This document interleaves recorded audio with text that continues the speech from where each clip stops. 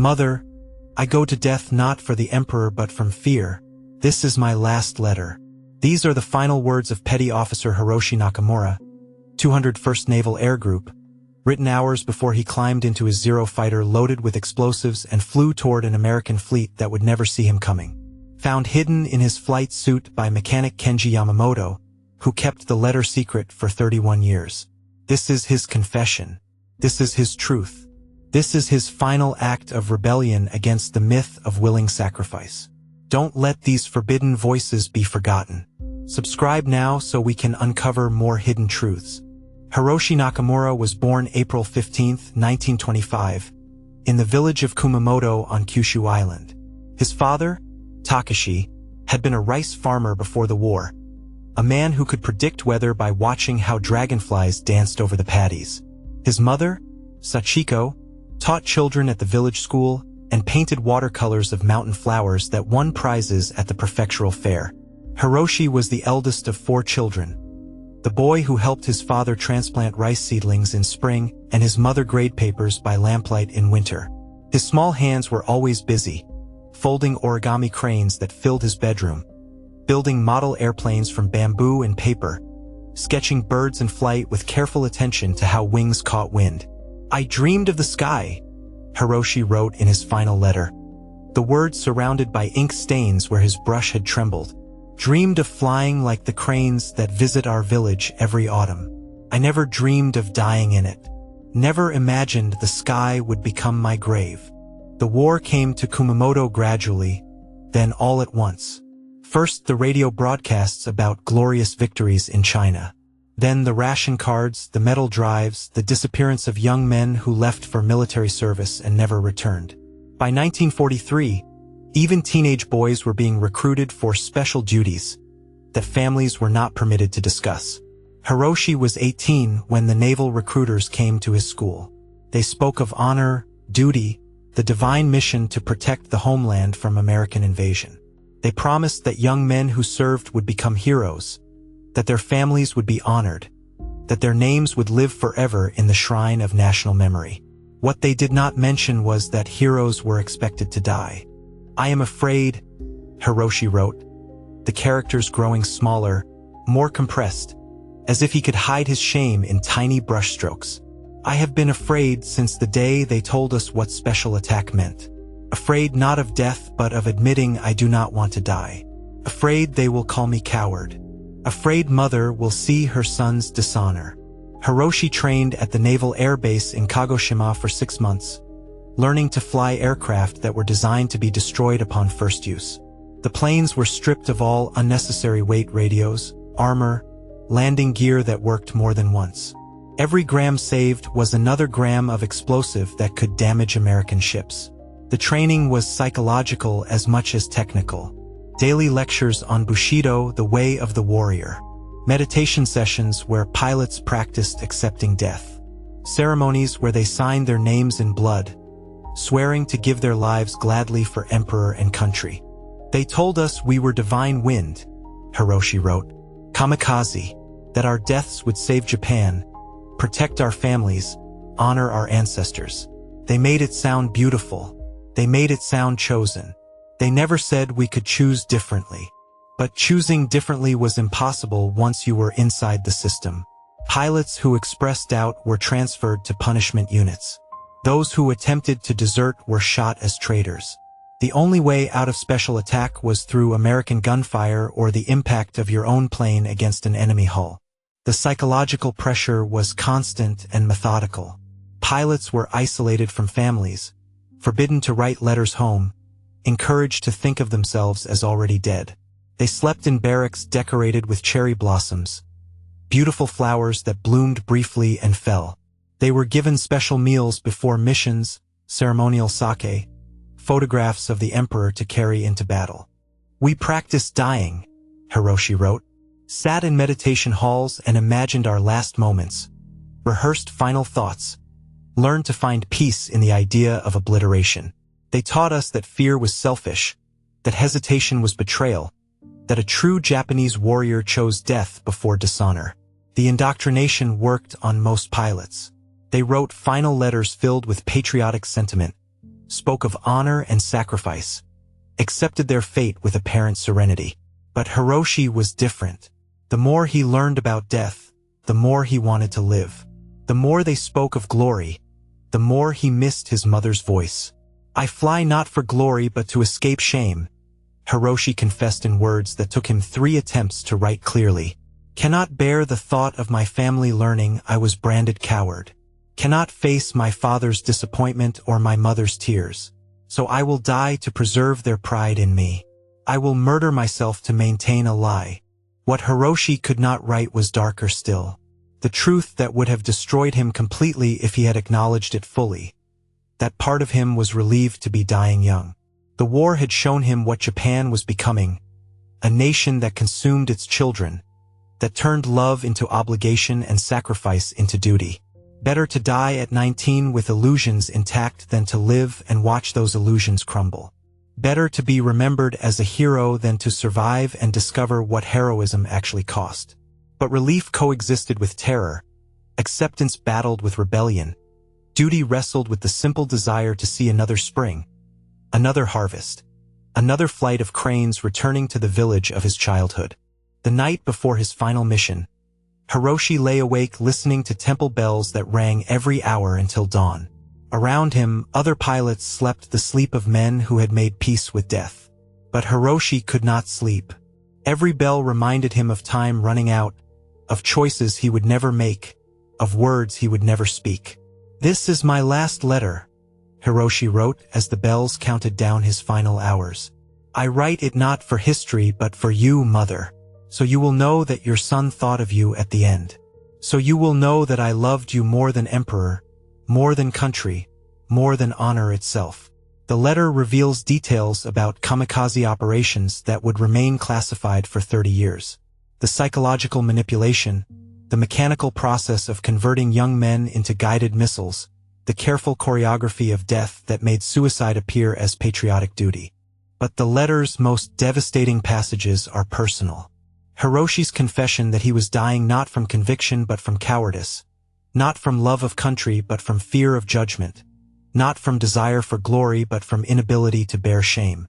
"I wanted to run," Hiroshi wrote in handwriting that became increasingly unsteady as dawn approached. "Wanted to steal a plane and fly to China, to America, to anywhere that would let me live without calling me traitor. But running would destroy my family. They would be marked as relatives of a deserter. They would carry my dishonor forever." So Hiroshi chose death over dishonor, not because he loved death but because he could not bear the thought of his family suffering for his cowardice. He chose suicide disguised as heroism, destruction marketed as sacrifice, murder dressed up as duty. The morning of October 25, 1944, dawned clear and cold. Hiroshi woke before the temple bells, dressed in his flight suit one final time, tucked his letter inside his jacket where it would be found with his body if any body remained to be found. He walked to the airfield through gardens where late chrysanthemums bloomed in defiance of approaching winter. He could smell salt on the wind, aviation fuel from the planes being prepared for their final missions, incense from the shrine where pilots performed final prayers. "I go to death," Hiroshi had written, and now those words became reality. He climbed into his Zero fighter, felt the weight of explosives that would turn his plane into a bomb, listened to final instructions that reduced his life to coordinates and impact angles.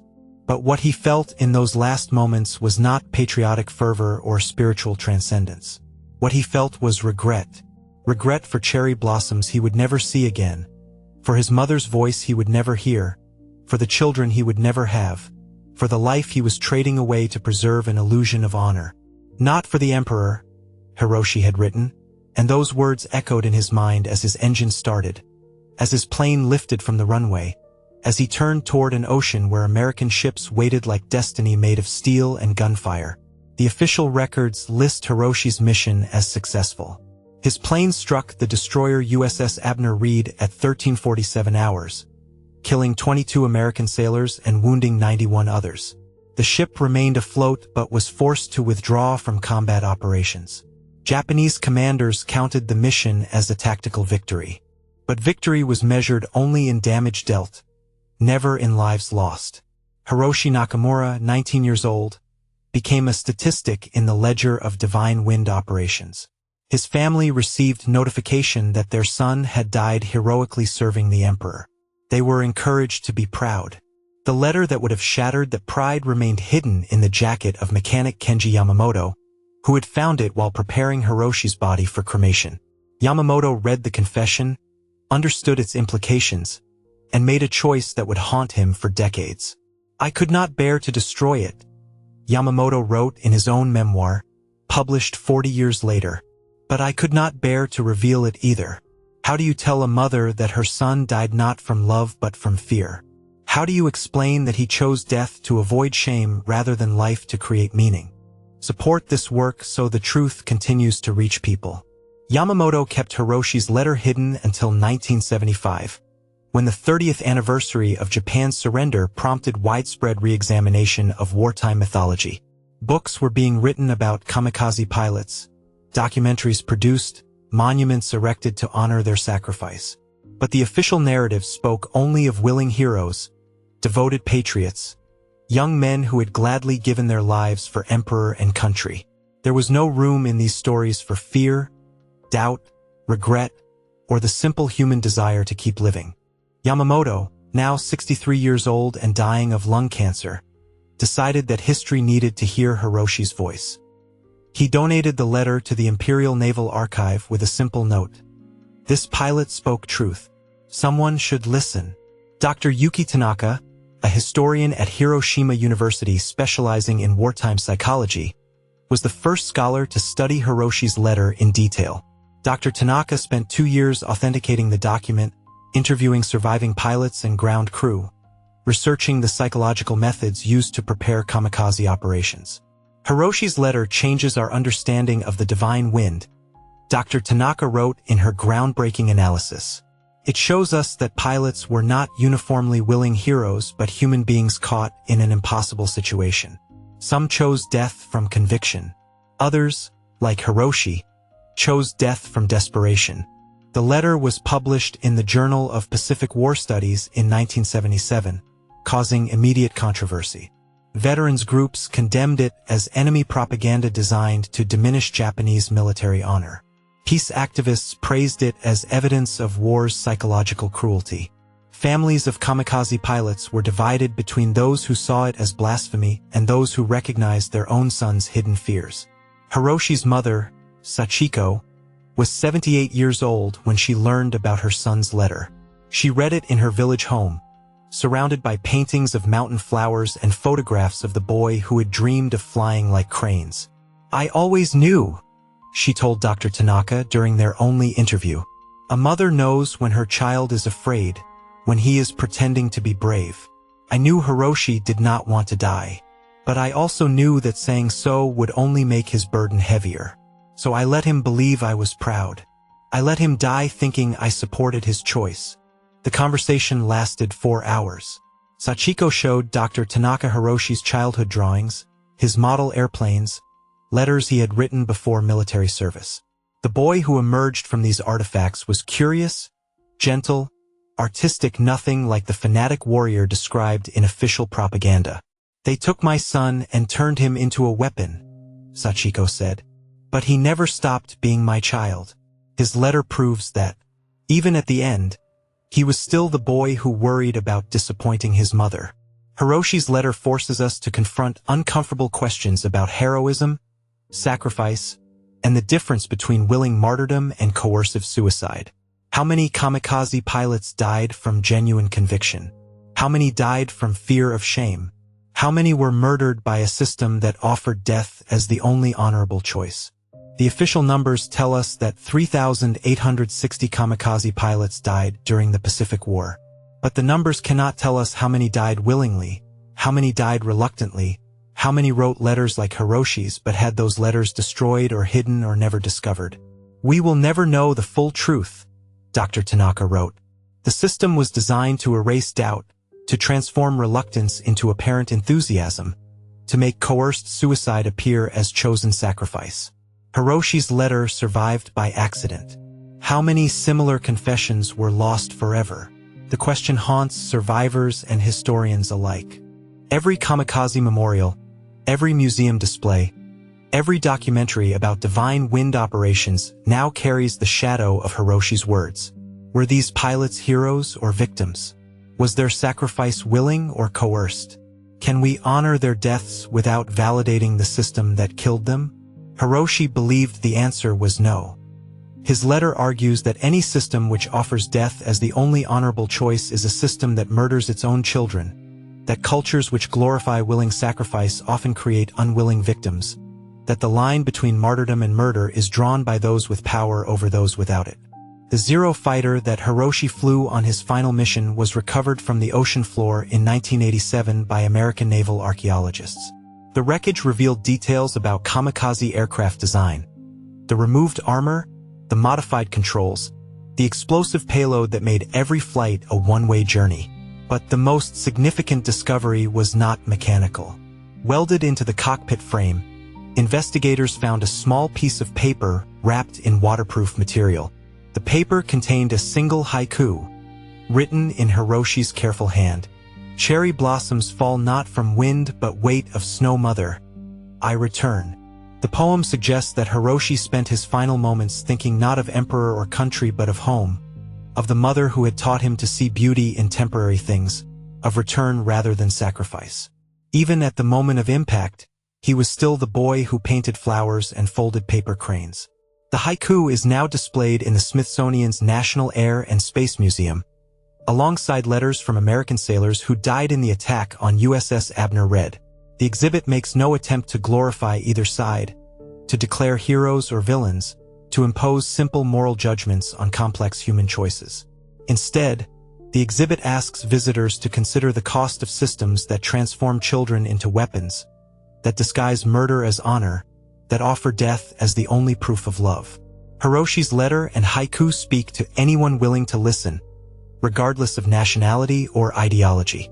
The most profound anti-war statement, wrote one museum visitor, is not a political manifesto but a frightened boy's confession that he did not want to die. Subscribe so these forbidden stories never vanish again. Hiroshi's story teaches us that war's greatest crime is not what it does to bodies but what it does to souls. Not how it kills but how it corrupts. Not the deaths it causes but the lies it tells about those deaths.